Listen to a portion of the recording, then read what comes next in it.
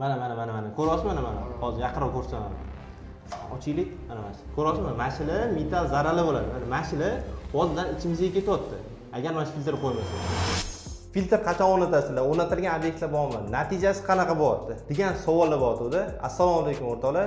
Demak, biz o'sha uzoq kutilgan judo filtrlarimizni birinchi obyektga o'rnatdik. Bu bo'yicha istinglarda bo'lsa lavhalar ham qilgan edik va hozirda bu filtrlarimiz obyektga o'rnatildi va juda ham zo'r holatda ishlayapti va qanaqa ishlayapti, qanaqa natija beryapti, bu bo'yicha bizani Klimadens loyiha bo'limining boshlig'i va bu filtrlarni o'rnatilish jarayonidan va hozirgi holatga kelgungacha o'zlari nazoratda bo'lgan Anvar akamlar to'liqligicha ma'lumot beradilar.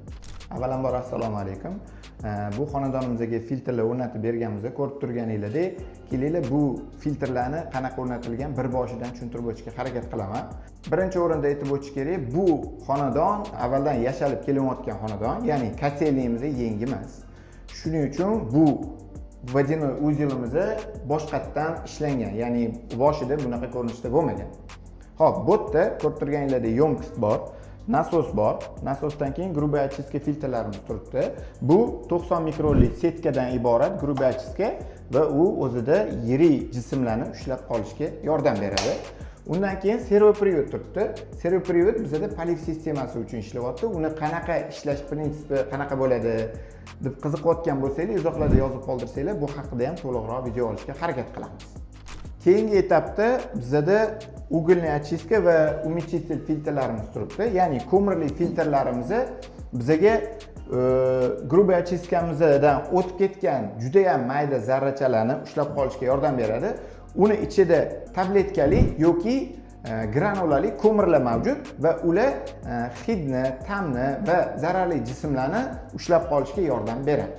Keyingi etapda esa bizda umягчитель, ya'ni yumshatib beruvchi filtrlarimiz turibdi.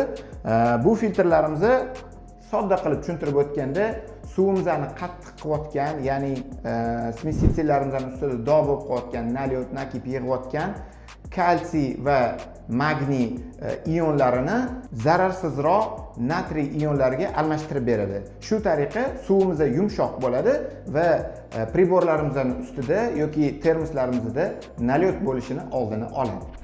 Anvar aka, filtrlarning asosiy vazifalarini bilib oldik. Endi albatta ko'pchilik qiziqtiruvchi savol. Qanaqa joylarda buni o'rnatgan yaxshi va qanaqa joylarda umuman kerak emas bu filtr? Qiziq savol bo'ldi. Bu savolga javob beradigan bo'lsak, kimlar bu filtrlarni uyiga o'rnatish kerak?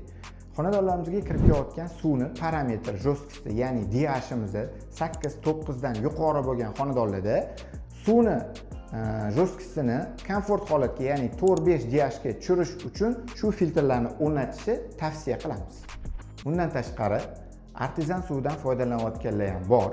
Ular bu suvdan ichimlik suvini isrof qilmaslik uchun foydalanishadi, lekin ularda bitta muammo bor. Suvni qattiqligi, ya'ni minerallarga boyligi, mutnost, suvni ta'mi, suvni hidi bo'lishi mumkin. Ana o'shanaqa artezan suvlardan foydalanayotgan insonlar uchun mana shunaqa filtrlardan foydalanishni tavsiya qilamiz.